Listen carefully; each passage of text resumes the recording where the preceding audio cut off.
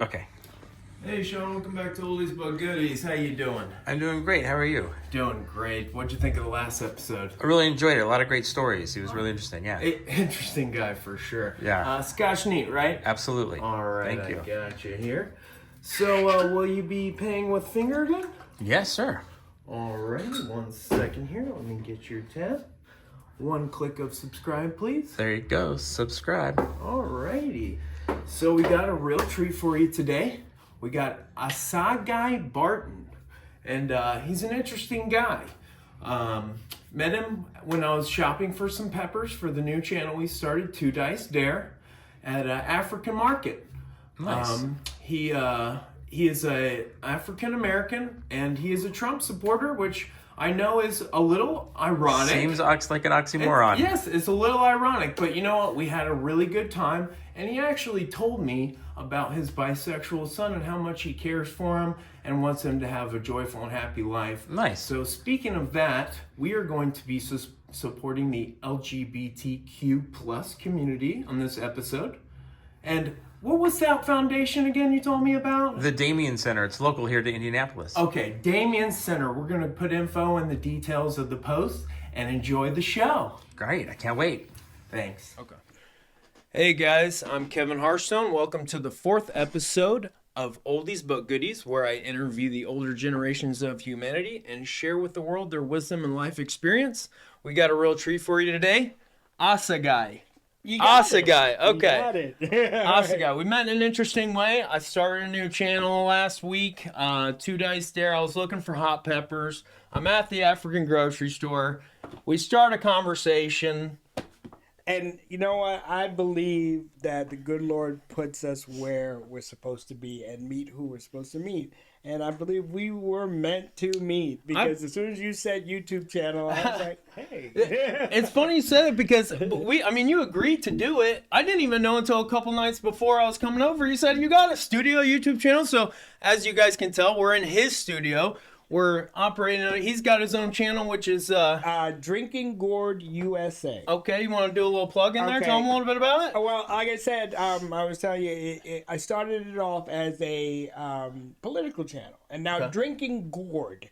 What that is that during the time of slavery, you had the Underground Railroad, and you had Harriet Tubman, and she was a conductor. Okay, so they traveled at night from safe house to safe house.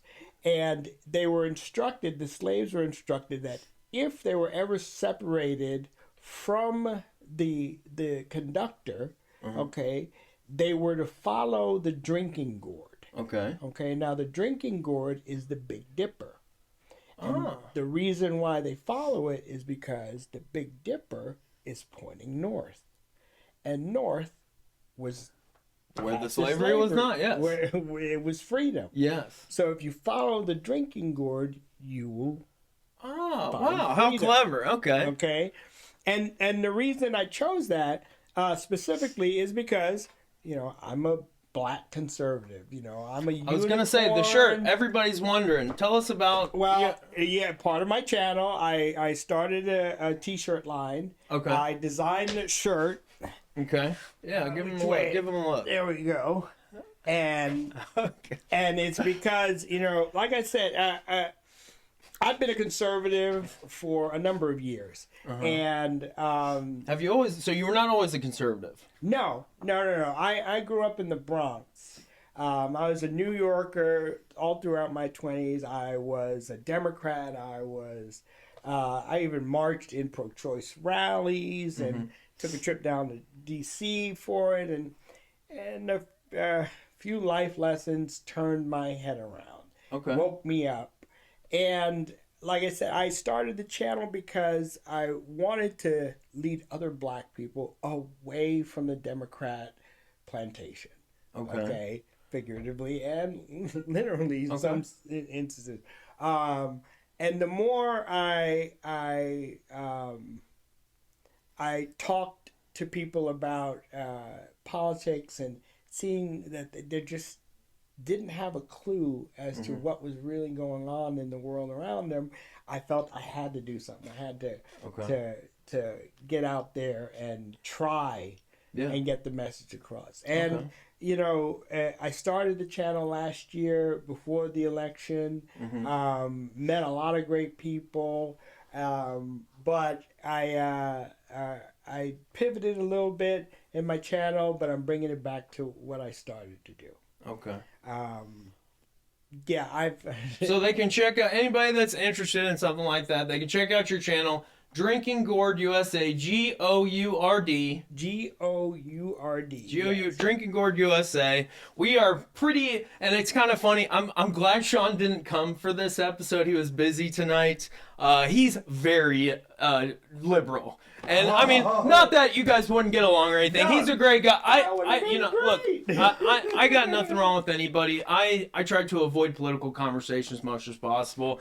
Because, I don't have, I ain't got anybody in the fight. You know what I mean? Politics is not for me. I want everybody to be happy. I want them to do what's right for them. And it sounds like you are. Sounds like you found your way, you found your path, and you're on it. I do have an interesting something that's probably other people were wondering too. Your name. You told me a little bit about it. Spell it for. It's Asagai. Okay, and it's African. It means spear in Zulu. Okay. Okay. Which is South African, correct? It's South African, exactly. And my father got my name from a play, A Raisin in the Sun. It's Lorraine Hansberry. It's a 60s play, and there was a movie with Sidney Poitier that played in the movie. Okay. And the story goes is that my family is actually from Panama. Okay, so technically I'm of Hispanic descent. Oh, that's interesting. Okay, and Panama is an amalgamation of just so many different people, because at the turn of the century, everybody moved to Panama to build the canal. Okay. Okay, so you have white-looking Panamanians, you have black-looking Panamanians, you have Asian-looking Panamanians, because they all stayed and the culture just absorbed everything. Yes. So yes, my family is dark-skinned and they speak Spanish with a Jamaican accent. Oh, how cool. That's cool. That's very unique. No, it's messed up. Because when my grandmother would start yelling, and you just stick to something. Just stick to. Just pick one language. Exactly. No, she would jump back and forth. I loved it. So is your dad you're talking about? Is he still around? Or? Yeah, he's in California. Okay. My mom just passed away. Sorry to hear that. Thank you. But here's the story, how I got my name. Okay. My family's from Panama. My father wanted to name me Junior. Okay. But see, my father's name is Alva, A-L-V-A. Okay. And in Spanish, Alva is a girl's name. It's like a boy named Sue. Okay? So my mother said, no, we're not going to name him Alva. He's going to grow up and get it like you did. Why would we want to do that to him? Okay. Well, we were living out in they were living out in California. My father was taking acting lessons. Okay. And they were doing the play A Raisin in the Sun. Oh, wow. So he had the character of Joseph Asagai. Wow. So he came home and he says, I want to name him Asagai. Wow. And my mother looked at him and said, no, we'll name him Alva. Okay. And they fought about it. And my mother said, you know what? I don't have to fight with you because... this is 68. She says, when my child is born, they're going to come to me, the mother, and ask what his name is. Mm-hmm. Well, I was premature. I was 7 months. Okay, so she had to leave me in the hospital. Mm-hmm. But 2 days after my birth, when she's packing up to go home, she realizes and asks the nurse, how come nobody came and asked what my son's name was? And the nurse says, what are you talking about? Your son already has a name. She says, what are you talking about? So she pulled out all the paperwork, and my dad went. I love it. And gave me the name. Now, as far as I can tell through Google searches and everything, I think I'm the oldest Asagai in America. Oh, wow. Okay. Because the play was right around that time. Okay. So there was a couple of them that I'm the only one that I've ever run into. Okay. You're the only one I ever ran into. I can tell you that. Yeah. So that's why, I've searched on the internet and I found other people named Asagai, but they're all younger than me. Mm-hmm. So, That's why I think that'll be my claim to fame. That's very cool. Very cool. Actually, I spent some time in South Africa, and I taught English in Cape Town. The teacher that I taught English for her students, she was Zulu. So yeah, I know a little bit about it. And I found out from South Africans that the military police is called Asagai.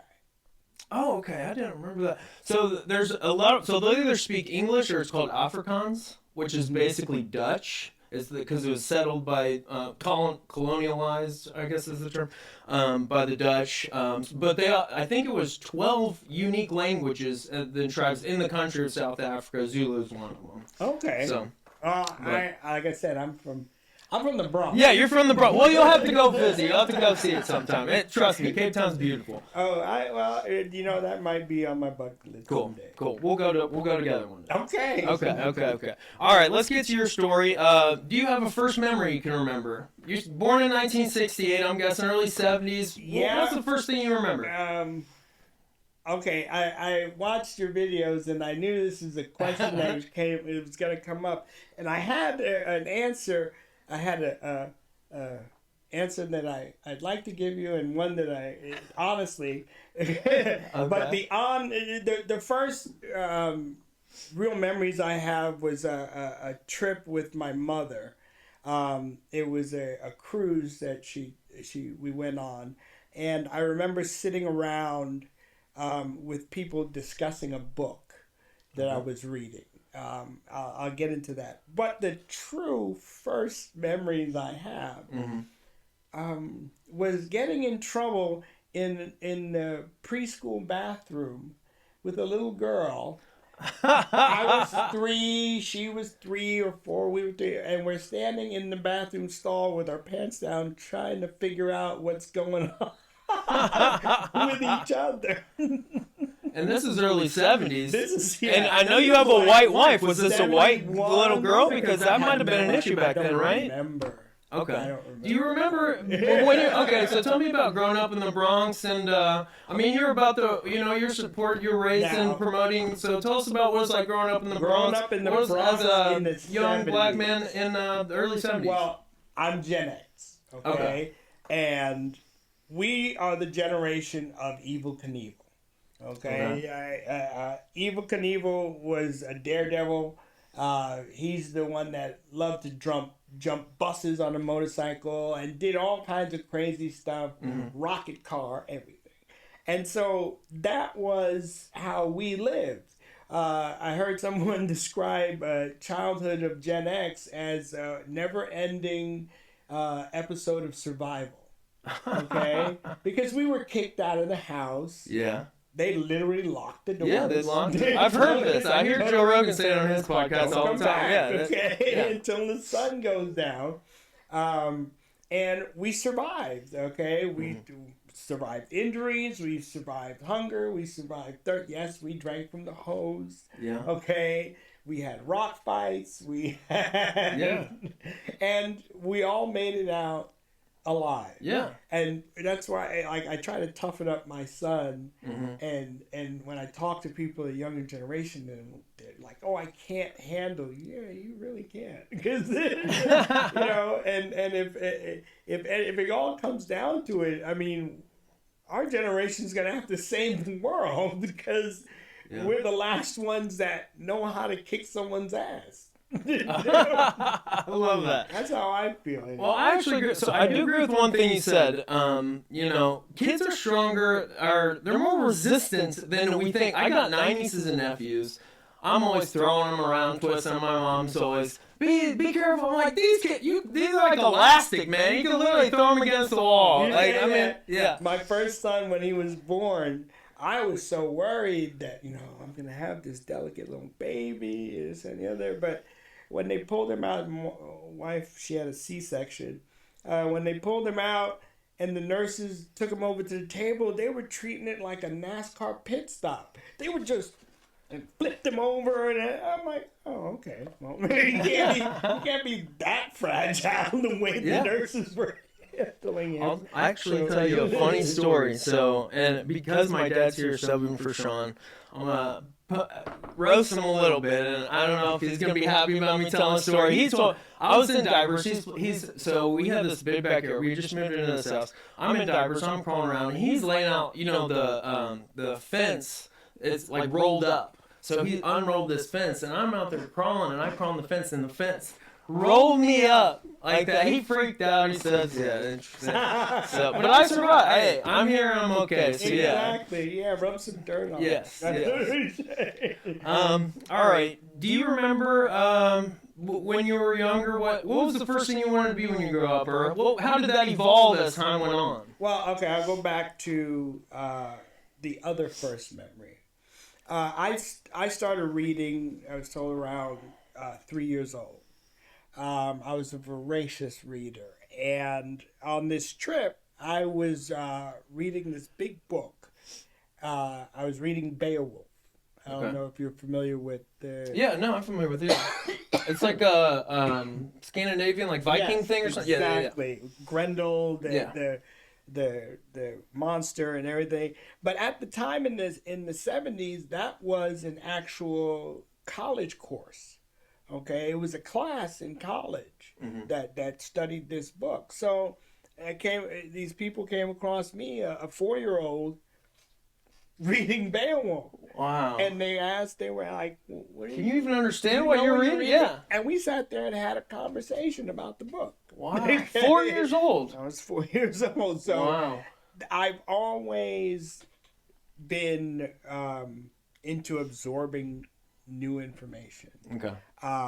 Knowledge seeker. Yeah. I taught myself how to play guitar. I taught myself how to eat fire.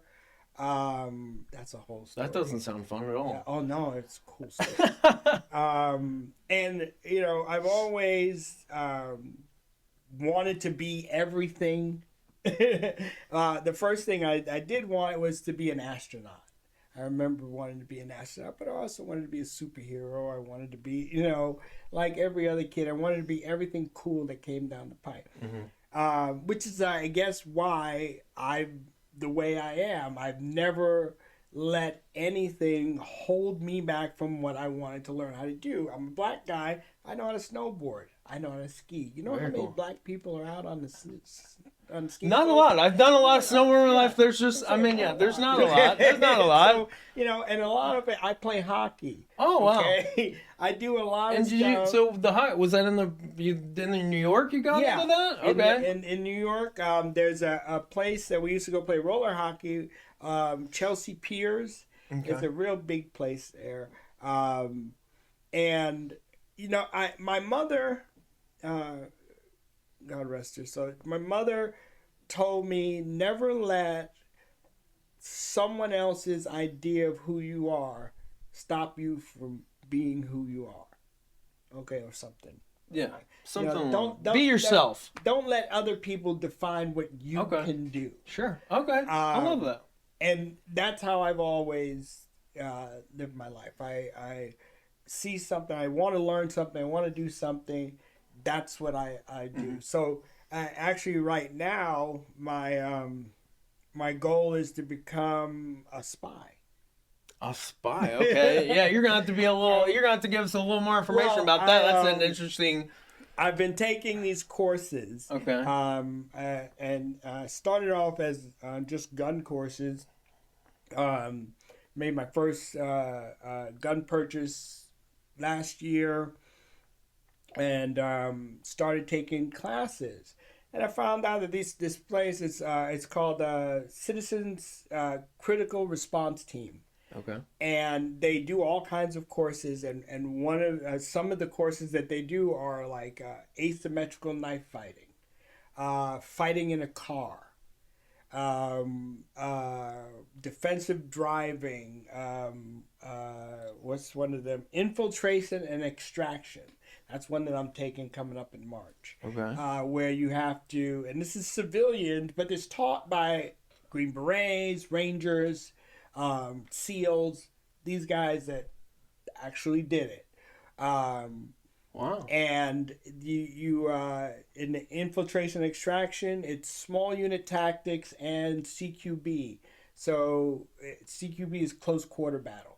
Okay. So you have to plan and infiltrate a place, find your objective or your high value target, and get out in one piece. Oh, wow. Okay, so they teach you everything that goes along with it. Like I took a small unit tactics, and I learned how to move in a squad, how to change formations, what your sectors are, how to cross a road, how to set up an ambush. All right, so if the world goes to shit. Okay, I'm gonna survive. You're prepared. You're Yeah, prepared. I think I'm gonna survive. And there was one that I learned, and they have a John Wick course. Oh, now that's cool. I'm That's taking that course. That's cool. Oh, and next weekend I've got one grappling in a weapons-based environment. Oh, that's So cool. it's like Brazilian jiu-jitsu jiu-jitsu. with having to deal with guns and knives. And, Whoa, that's very cool. learn what to do if you're in that Okay. situation. Okay. I can't tell you. So when I was married to my ex-wife, her little sister had a boyfriend. He was really into the airsoft. You know, like it's like pellets, like plastic I pellets. play paintball too. I went out with him a couple times. I learned really quickly how quickly I would get killed if I was in a gunfight. It is really easy to shoot me. Like, it's very easy. Very easy. I'm not good at it. But I'm sure with just like anything else, takes practice, right? It is exactly right. Now I box. Okay, I used to amateur boxer, and that's something that it taught me a lot, especially when it comes to combat or any kind of combat. Most guys walk around, and now I'm 5'2". I grew up in the Bronx. I was picked on. I fought more than anybody. Yeah. Okay, so when people look and say, "Hey, look at the little guy," don't fuck with the little guy. Yeah. The Yeah. little guy's got more experience than Yeah. you. He's been picked on. Yeah, because I've had to fight. Yeah. So when I got into boxing, there's a saying: "There's levels to this." Okay, and it truly is. If you've taken any kind of martial arts or real combat, I won't say martial arts because karate and all that. Anyway, someone Like wrestling, jiu-jitsu. Somebody wants to really take your head off. Type fighting, Muay Thai, kickboxing, Brazilian jiu-jitsu, all these forms that the more you know, is really the difference in the fight.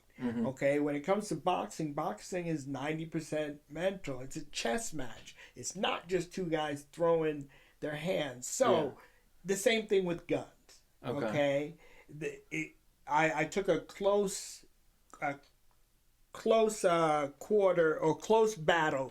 battle handgun fighting. Okay, where normally, if you want to shoot somebody, you got to extend your arms. But this is teaching you how to shoot from the hip. Oh, cool. Okay, I can get off 5 shots before I can get my gun Wow. out. Okay? 5 shots. And they had a drill fighting in an elevator.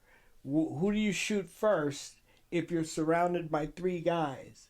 Okay, at close range. Well, you got to shoot the guy on your gun hand first.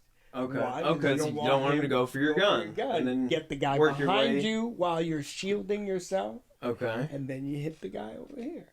Oh, wow, that's very interesting. But it's all stuff that if I'm ever in that situation, you're glad you knew it. Yeah, you're glad you knew it, right? Going home. Yeah. Okay. That's one thing I'm great. So I wrestled my whole life since I was 4 years old. I've also been in a lot of fights, just friends or streets, and I, spent some time in institutions, penitentiaries, and jails when I was younger, being the crazy person I am, and I'm grateful that I wrestled, because if you don't get me on that first hit, if I get you to the ground, you don't stand a chance, right? man. You really don't. You don't, unless they're a wrestler or something like that. That's too. funny you say that, because I'm going tomorrow, taking my son. We're going to meet up with a friend of mine who hooked me up with CCRT.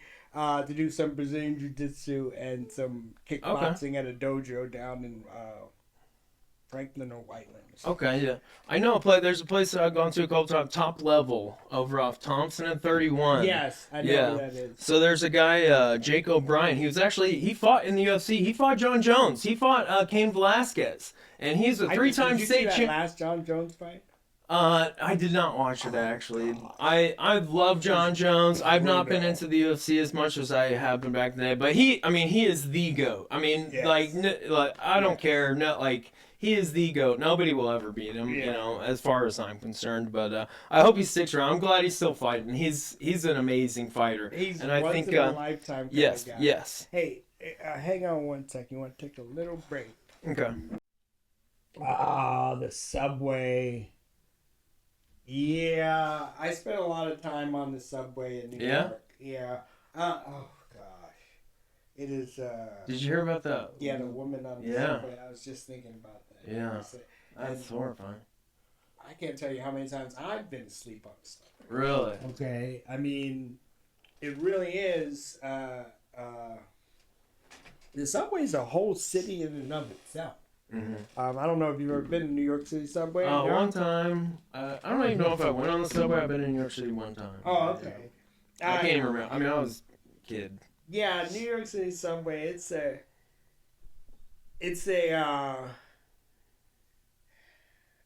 carnival ride. Okay, yeah. It can be. You can see a couple having sex. You can see somebody eating out of the trash. You can see. I mean, what do you think about that guy that choked that guy out? That guy. Oh, Penny, Daniel Penny. Yeah, I think he's a hero. Yeah. Okay, absolutely. Because, like I said, there are some nut cases. Yeah. Okay, and I don't think it was never his intention. I think intention is a big deal. Yeah. He never intended to hurt the guy. No. But it is an unfortunate situation. But yeah, and I guess my vision is that if you're a threat to me or the people I love, or even somebody I don't know, but if you're being a threat to some, I'm really not going to miss a moment of sleep. Okay, because I really believe that people, when they make choices, you gotta live with the consequences. Mm-hmm. Okay, if you make a choice like that, you gotta live with the consequences. Somebody might put an end to you. Yeah. Okay, because you shouldn't be doing that. Yeah. You know, I'm sorry, you break into my house. I heard somebody say, you break into my house, I'm locking the door and I'm hunting your ass. Yeah. Okay? Because, you know, you forfeited your right by coming in here. Yeah. You know? All right. Well, back to it. Well, we're running. Oh, wait, we're running? Oh, okay. I did. All right. Next question. So, if there's one thing from your childhood, Asagai, that the children, the youth of today don't have, what would you bring back for the youth of today that you wish that they had, that you're glad that you got to partake in? Oh my gosh. Courage. Okay, learning to have courage. See, too many people believe and don't understand that bravery is not the lack of fear. Bravery is action with fear. Okay? Yeah, I'm scared to do this, but it's got to get done. All right? Now, as a kid, we used to jump our bikes off of ramps and, you know, do dangerous things. I almost got hit by a speeding commuter train one time. Oh, God. But, okay, it taught us to handle that fear. Okay, be brave, be courageous. Yeah. Unfortunately, I have no faith in the youth today that if the shit hit the fan, I can't hand them a gun. I can't say I need you to do this because they're gonna crumble. Yeah. Do you have a theory as to what the cause of that is? Oh gosh. I think it started with my generation, to tell you the truth. Okay. Okay, I think it started. The prevalent idea was I want to be more of a friend to my child than my parents were. My parents were too strict. I'm not going to be so strict. Well, that lackadaisical attitude led to another generation who didn't get disciplined.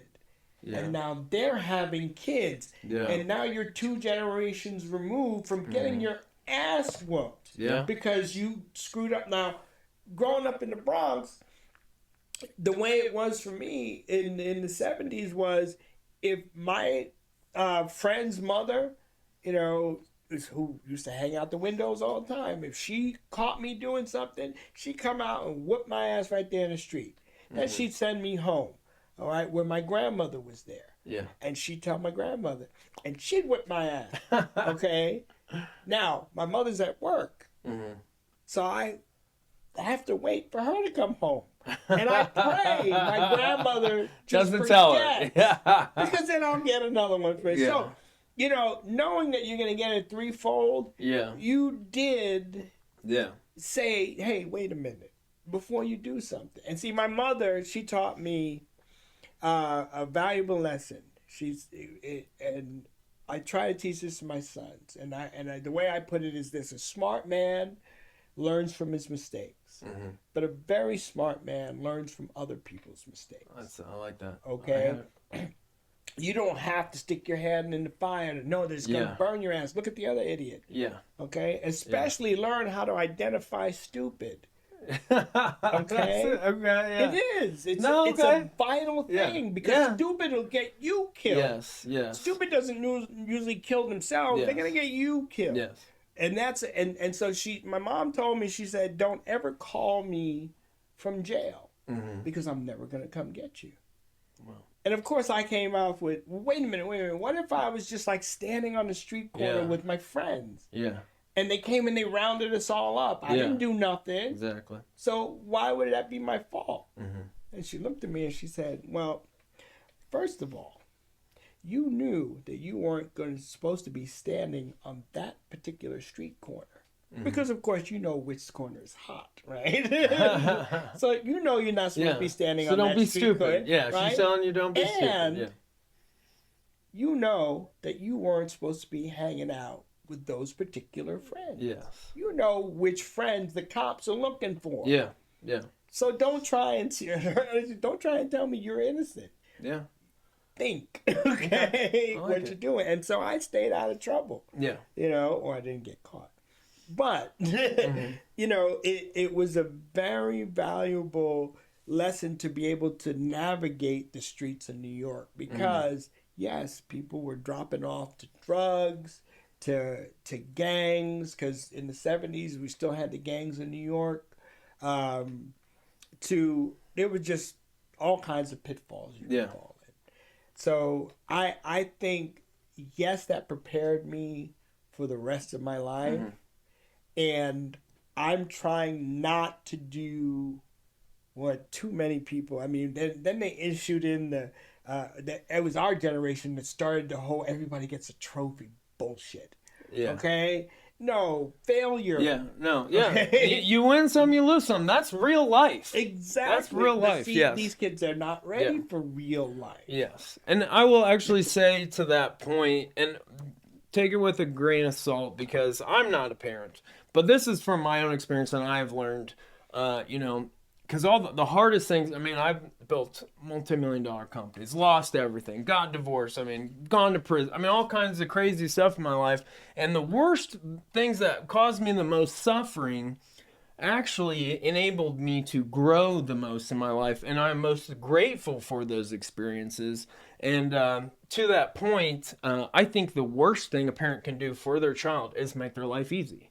Because I didn't learn, because I kept getting kicked out of school, I kept getting arrested, until I finally got myself in so much trouble my parents could not pay an attorney to get me out of jail. Then I knew what consequences, you know what I mean? So yeah, I totally agree with that. But on the flip side, what's something that the youth have today that you wish you would have had when you were growing up? Oh.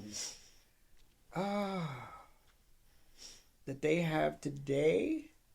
Yeah. Well, there's more things that I'm glad that I didn't have. Yeah. Okay, I'm glad that we didn't have social media. Yeah. And that everybody, because there's a lot of stuff that I did that I'm glad nobody is ever gonna know. But stuff they have, just the information at their fingertips. You really can know anything. YouTube can teach you anything. Okay? Yeah, You that's can true. learn anything. That's why I said I'm going to learn how to be a spy. I'm going to learn how to do everything. But it's the information. If I had Google, because like I said, I was a reader, but I had Encyclopedia Britannica. Yeah. Okay, so my internet was sitting there and reading my encyclopedias. Yeah. I still read my comic books, but it's what I use to absorb information. And so I would, oh my gosh, I don't know what who I would be if I had all that. Yeah. to The answer social all my media is scary. It questions. really, I mean, it's addictive. Like, Oh. I just got on Instagram because I'm, promoting my stand-up comedy and going really well. But I will tell you one thing. I mean, I literally, I'll sometimes delete it from my phone because I'll start scrolling through those videos and hours pass. I'm like, what is this? This is not life. I'm not living like, And I mean, they made it that way. They want it addicting. They want you to sit on your phone all day. And, life is not happening on your phone. Life's happening out there, But it's a matter of control. Yeah. No, yeah. Discipline is, yeah. We shied away from politics, I know, but it's one of those things that even if you're not paying attention or don't care about it, it pays attention and cares about you. And I always say to people, when they say, "Oh, I'm not into politics, I don't care," I'm like, "Yeah, that's fine. But what do you do with your taxes? Can you opt out of your taxes?" And they're like, "Well, no." I was like, that's exactly what a politician wants. They want you apathetic, don't care what's going on, and still get your money. And I give them the analogy of this. Would you take your teenage child, hand them an American Express black card, and send them off to college? You don't ever find out what they're buying, but you always pay the bill. Yeah, I know some people do it, but I certainly, no. You give them, never. You give them an unlimited supply of money. And that's the thing too. That is the issue as well, though. Like you said, the discipline, but we're talking about children. We're talking about high schoolers. We're talking about elementary school. We're talking about college kids. They don't have the life experience and understanding, that of how things are addicting and what it can lead to, and until they've gone down that road. And it's just like you said, learn from some other people's mistakes. But that's easier said than done. Well, and that's what I'm saying. We haven't taught that. Right now, people have been subject to not being taught how to think, just being taught what to think. They're being taught what to parrot, but not to be critical of what they're saying or what they believe in. They don't know. They're shielded. They live in a bubble. Okay, and that's easy to control somebody that way. Okay, we're in the matrix. We're the batteries. Okay, we're, as long as you keep us complacent, strolling on our phones, they can suck the life right out of you. Yeah. Okay, and you'll never be the wiser. And that's the way they like it. They like people that are not paying attention. Yeah. And that's what it is, the reasons why in my life, and it's the same thing with religion. Okay, people say those are the things you don't want to talk about. You don't want to talk about religion, you don't want to talk about politics. Those are two things that affect you the most in your life. Okay? Politics, because you got to live. You got to eat. You got to live somewhere. You got to do everything. And politics affects every aspect of your life. And religion affects what happens after you're dead. Okay? Plus what's in your life. Okay? How you live your life. So if you avoid those two things that mean so much in your life, that's why we got all these brain dead zombie OnlyFans, Yeah. you know, trying to fill their life up Yeah. with meaningless shit. Yeah. Yeah. You know, and Dopamine is an addicting substance. that's man. what it. You know what, you say that. Yeah. And people don't realize that's what they're doing. Yes, that's exactly They're what they're feeding doing. that Yeah. dopamine Yeah. by just scrolling along. Oh yeah. Oh, And yeah. of course, we're on YouTube, Mhm. and we're feeding off of that, which is, you know, kind of ironic. Yeah. Hey, I like ironic though, right? But Hey, we're both big readers. We like story. Yeah, that's- that's storytelling. that's ironic. the paradox I know of what, Yeah. of this world. Yeah. But yeah, there's just so many things that need to be turned around. Yeah. You say when it comes to oldies and goodies, Yeah. there's a reason why things last. Yeah. Okay, there's a and I try to tell my son, like, if you listen to an old, it's, and you've been abroad, it's unique to the United States how youth views the elderly. Okay, It's very so many things are different. Yeah, it's Okay. fascinating. Americans who have not been outside of America, they have no idea what the Exactly. world is really. I mean, from The rest stuff of that the you're talking about to, I mean, literally, culture is just. There's so much out there to see in the world, and that's what I tell people: travel, see the world, man, because there's so much out there that you have no idea. You're in a bubble here. You're But literally in not a bubble. doing it. It's not just America; it's within America. Yeah. Yeah. Because I come from New York. Okay, New Yorkers' attitudes about the rest of the United States is what they call flyover country. New York, LA, Chicago, these major cities, they consider everything else flyover country. You Yeah. guys are just country bumpkins. You don't know anything. We live in a sophisticated city. If you could make it here, you can make it anywhere. New York attitude. Okay? Not understanding that, no, it's just geography. Yeah. Okay, people are very intelligent outside of New York. You don't have a monopoly on intelligence, but because they live in that bubble and they listen to each other and they all think that they're the shit. Okay, you can't get through to them. You don't get through to people, and that you have to get outside that bubble. Okay, once I moved to Indiana, I had that awakening. I understand. I started thinking, it's like, you know, these people know how to hunt. These people know how to fix their own cars.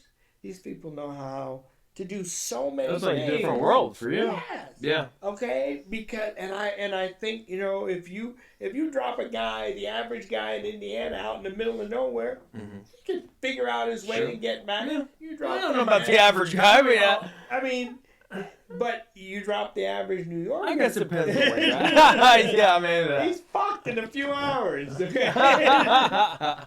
You know? So Okay, you know, I hear I you. learned from other people Yeah. too. Yeah. Okay. Yeah. Learn that stuff. I got myself a compound bow. I'm learning how to hunt.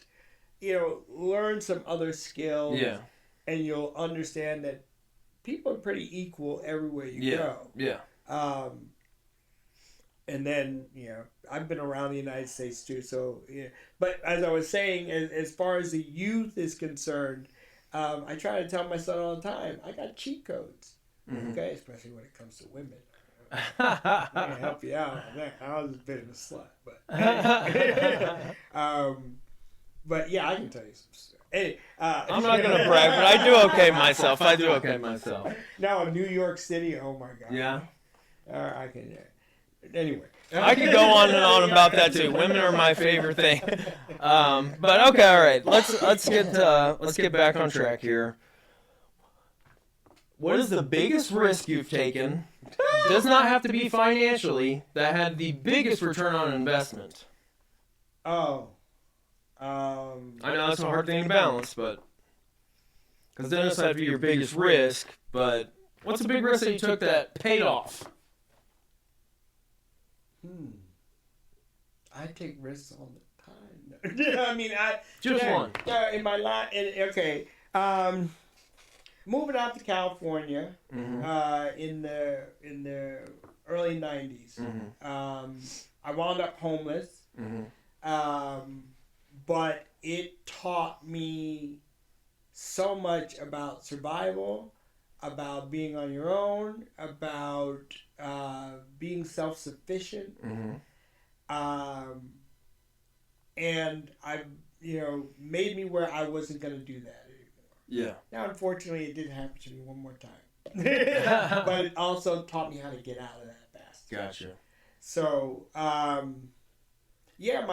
moved out to California just following a buddy, doing music, and my mom was like, don't go out there. I was like, no, I'm going. So, but I don't Where in regret. California was it? I was out in Palmdale. Okay, which is in the Antelope Valley. Palmdale is out toward the Mojave. Okay. Out toward the desert. It's about 60, 70 miles northeast of Los Angeles. Okay. So it's out there. But, you can get 100, 115 degree days out there. And where it's sat, the Antelope Valley is actually over 1.5 miles above sea level. Yeah. It's higher than Denver. And so the air is thinner up there. But it's also a lot hotter. It sits in like a bowl. And it's where Lockheed Martin is. Okay.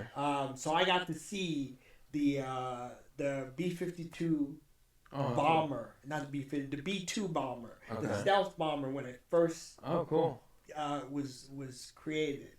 I've watched out there in Palmdale where Lockheed is. They have it's the coolest thing. They have the military, not the military base. Their airplanes flying all day. Like they're testing planes out. I've seen F-18s, Tomcats, everything flying around, and the SR-71 Blackbird.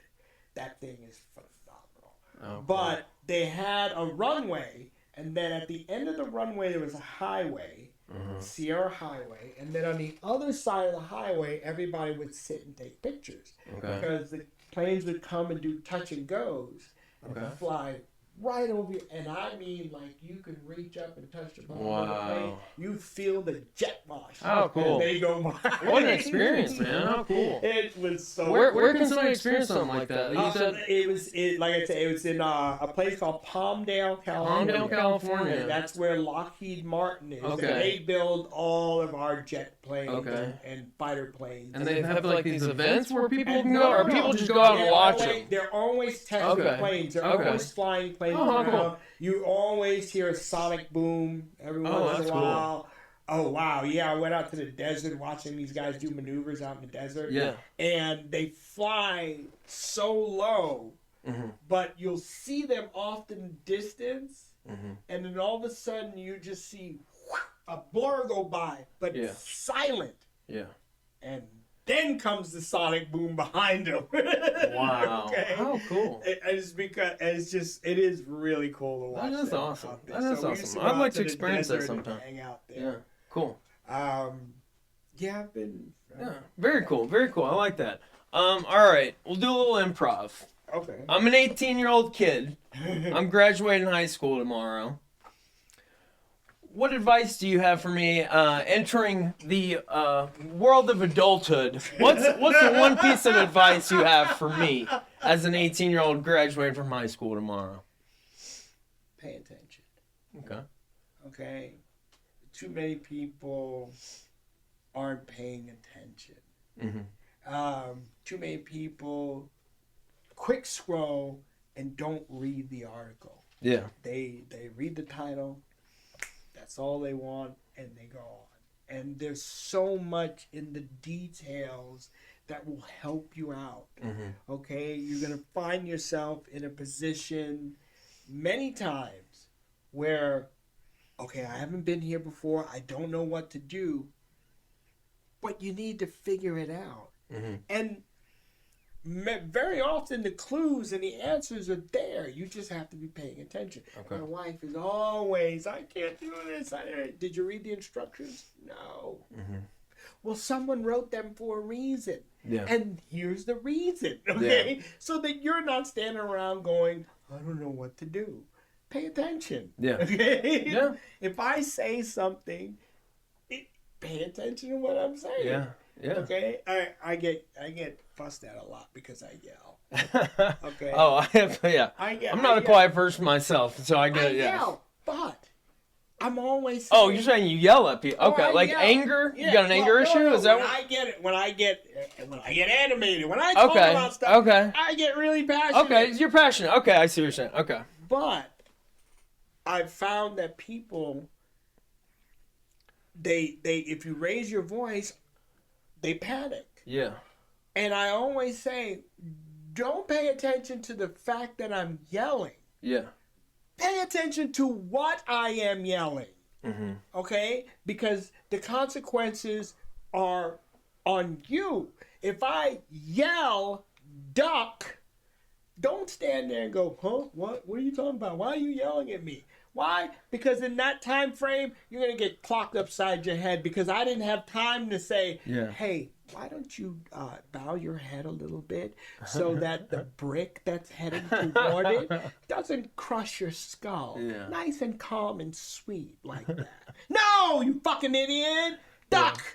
Okay? Learn to deal with that. Yeah. They can't deal. Oh my God, the youth today can't deal with Okay, it. well, you said you got some sons. I did meet one of your sons. You Yeah. said you have, what is it, 2 sons? I have two. Two sons. I'm guessing that they know when you're in that Oh yeah. loud. They know not to get in the way, right? Oh yeah. Well, I mean, look, I believe in raising men. Yeah. Okay. Unfortunately, my oldest son, I didn't get to be with him most of his childhood growing up because of his mother and keeping us apart, and that's a whole lot. Yeah. But this one, I've been there. Good. Even though me and his mother aren't together, I've been there in his life, and I've been trying to teach him. Look, a man raises a man. Okay, unfortunately, and it's plagued the black community that 70% of black households are single mothers.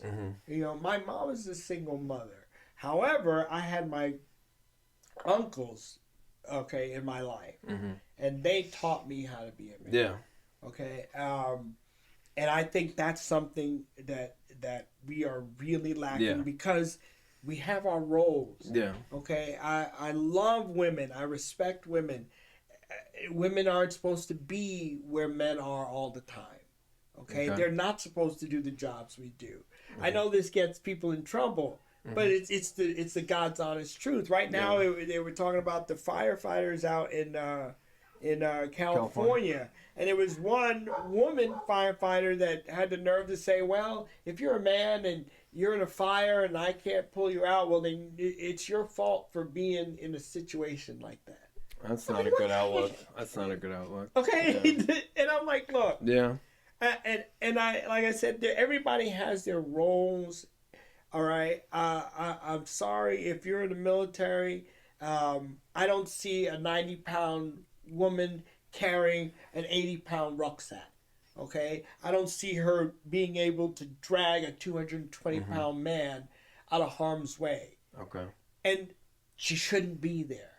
Okay, I wouldn't expect to put a 12-year-old boy, which she has about the same strength as, in a situation like that. Why would I put a woman in?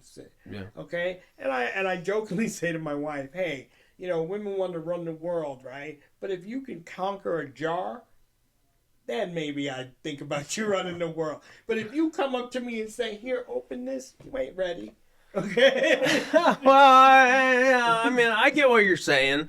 But yeah, I mean, it's kind of, so I guess my 2 cents on that would be, it's kind of like you said, how I think it was you said your mom told, you know, do what you are capable of, whatever you believe you are capable of doing.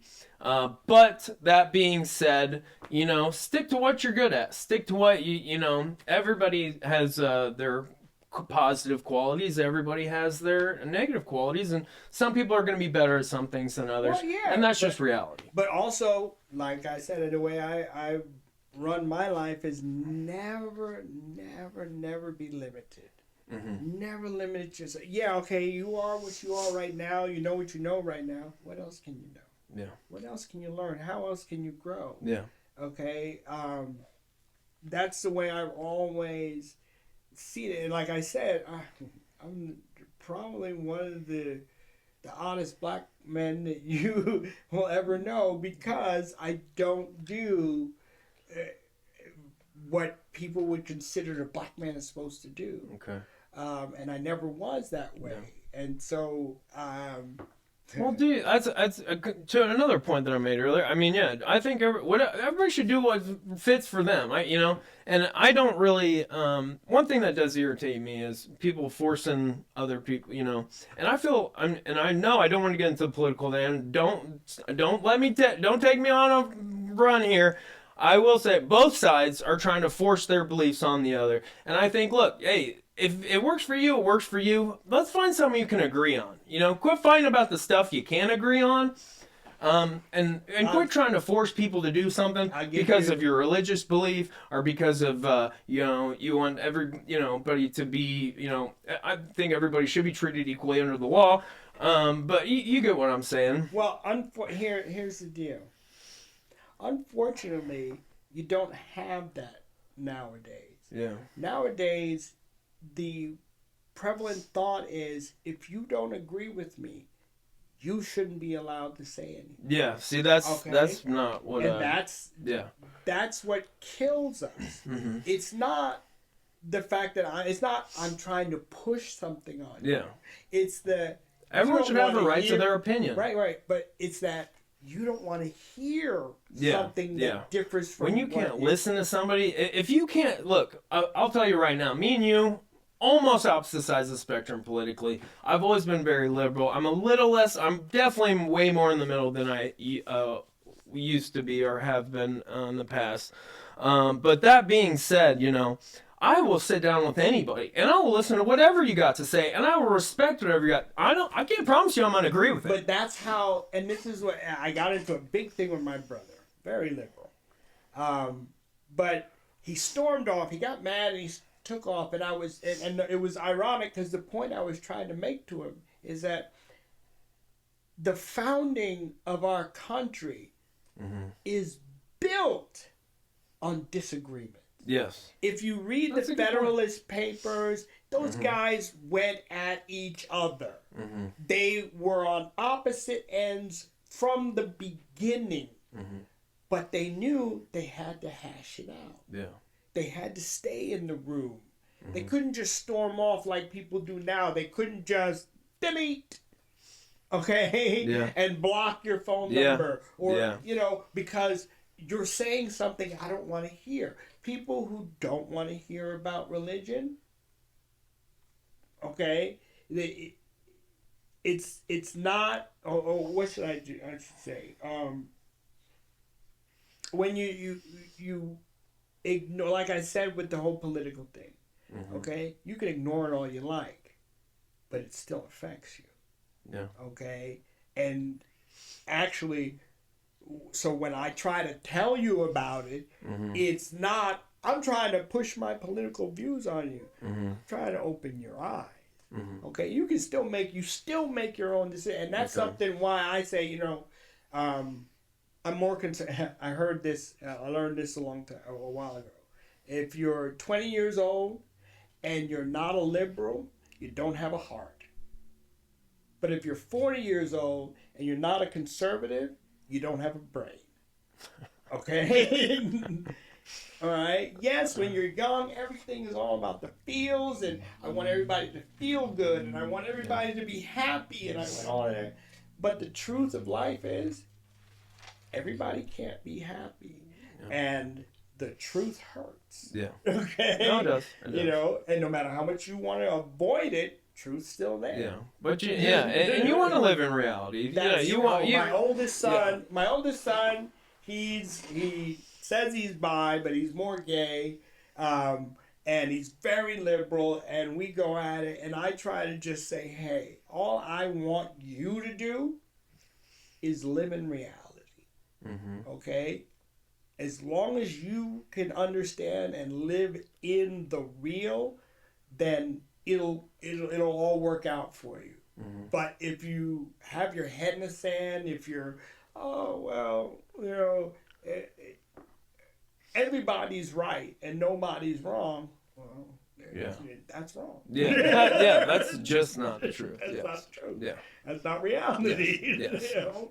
All right. 2 more questions. Sure. So now I'm no longer an 18-year-old. I'm Kevin Harstone, 36-year-old man, ex-convict. I've done all the drugs. I've built multi-million-dollar companies. I've lost multi-million-dollar companies. I've been divorced. Now I'm doing stand-up comedy, going really well. Got a couple channels that are, it's not nothing crazy, but I do have, a side business where me and my buddy do a marketing agency, and it's going well. But with all that being said, now that you know a little bit of my history, what would be your one piece of advice for me? For you? Well, you pretty much got it as far as Thank the you. role. No, I mean, if you can learn or can figure out how to pull yourself up from nothing, okay, and get back on the horse and get back to it and not give up in life, you've learned life. Yeah. Okay? Yeah. You've learned life, because it's the person that rolls over and no, get the hell up, okay? Well, I will say this: it did not. It wasn't like it. It took a while. It took a while. Yes. Okay, it's where you are. Yeah. Okay, and that's really, because there's no like one single thing other than don't ever give up. Yeah. I like that. Okay. I actually like that. That might be my favorite. Yeah. Don't give up, because No, I like that. I appreciate that. Okay. So what are you, 56? 56. All right, you're 56 years old. As a 56-year-old man, you got 2 sons, you got a great wife, great family, got your own channel, got your whole life ahead of you. Yeah. What is it that wakes you up in the morning that brings you joy? What brings you joy today?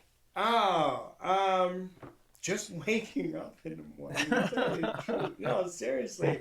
Appreciating every single day that the Lord has given me, because it can be gone in an instant. Last year, was it last year or the year before? It was the year before. My wife and I were on our way to work. 4:30 in the morning. Nobody's out on the road at 4:30 in the morning. Yeah. We're out, and I'm going through an intersection. It's 144 and 67.